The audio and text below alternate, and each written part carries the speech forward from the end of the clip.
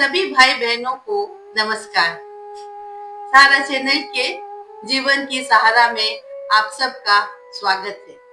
आज हम एक ऐसे विषय पर मनन करेंगे जो हमारे जीवन को बदलने की क्षमता रखता है, और वो है कृतज्ञता यानी थैंकफुलनेस।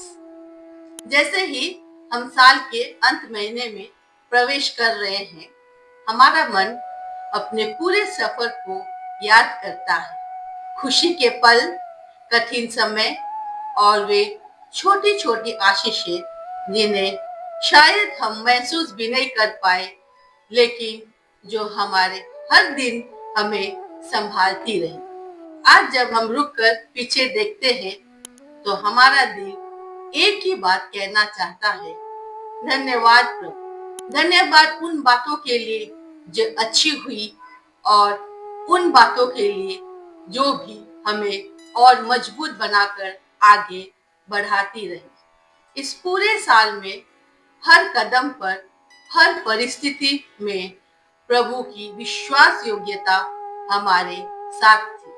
तो आइए इस भक्ति समय की शुरुआत एक कृतज्ञ दिल से करें और कहे, प्रभु धन्यवाद, तेरी उपस्थिति, तेरी दया और तेरे प्रेम ने हमें पूरे साल थाम रखा।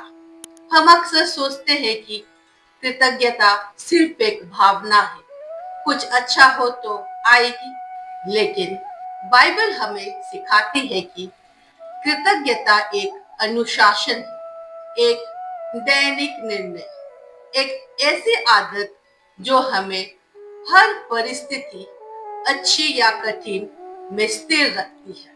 पौलुस कहता है, हमेशा आनंदित रहो, निरंतर प्रार्थना करो और हर बात में धन्यवाद करो। कृतज्ञता हमें वर्तमान में जीना सिखाता है। कई बार हम अतीत को और देखकर सोचते हैं, वे दिन कितने अच्छे थे, या भविष्य के बारे में सोचते हैं, जब ऐसा होगा तब मैं खुश रहूंगा। लेकिन सबोपदेशक 7:10 कहता है, यह न कहना बीते दिन इससे क्यों उत्तम थे, क्योंकि यह तो बुद्धिमानी से नहीं पूछता।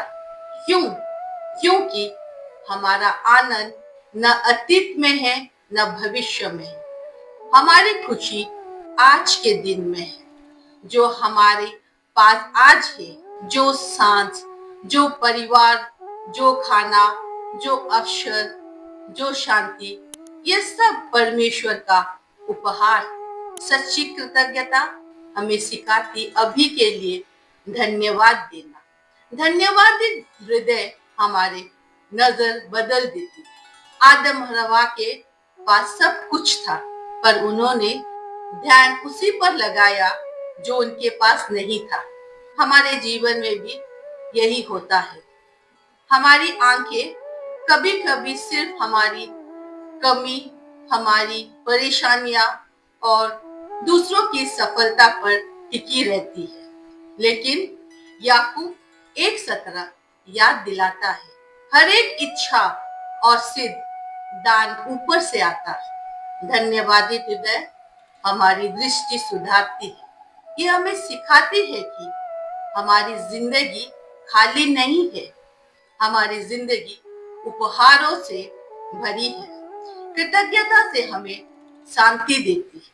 फिलिपियो 4:6-7 कहता है, किसी बात की चिंता न करो, हर बात में प्रार्थना करो और धन्यवाद के साथ अपनी विनती परमेश्वर को सुनाओ।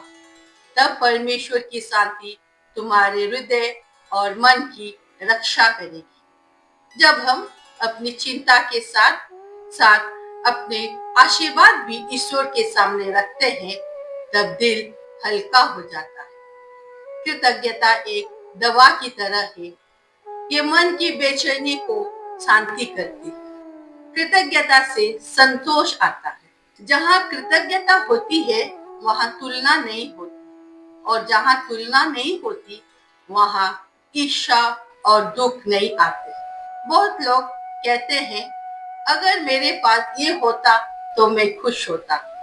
लेकिन बाइबल कहती है, कृतज्ञता हमें याद दिलाती है कि हम हमारे पास जो है वो काफी है, क्योंकि वो परमेश्वर से आता है।